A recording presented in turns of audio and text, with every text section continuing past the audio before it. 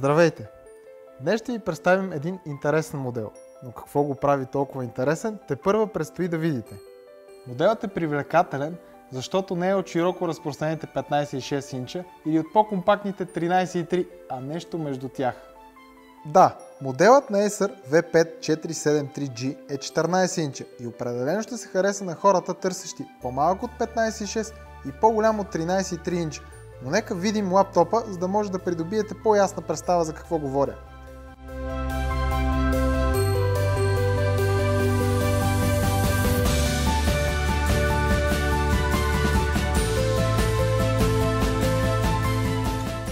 Както веднага забелязваме, той е супер компактен. Цветът му е златист и на мен лично ми допадна, тъй като е нещо свежо и различно.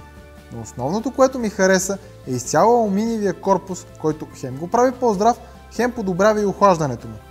Моделът разполага с завидни параметри, с които спокойно може да играете игри, да използвате Photoshop или други програми за обработка, без да се притеснявате, че ще имате забавяне. Екранът е лъскав, с добър контраст и наситени цветове, а разделителната му способност е стандартна 1366 по 768 и издържливост на батерията до 8 часа. А за пълната наслада, докато гледате филми или слушате музика, се грижат не 2, а цели 4 говорителя.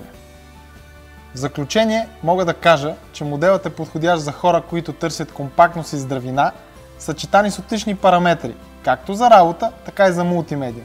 Това е един различен от стандартното лаптоп, който прави наистина впечатление.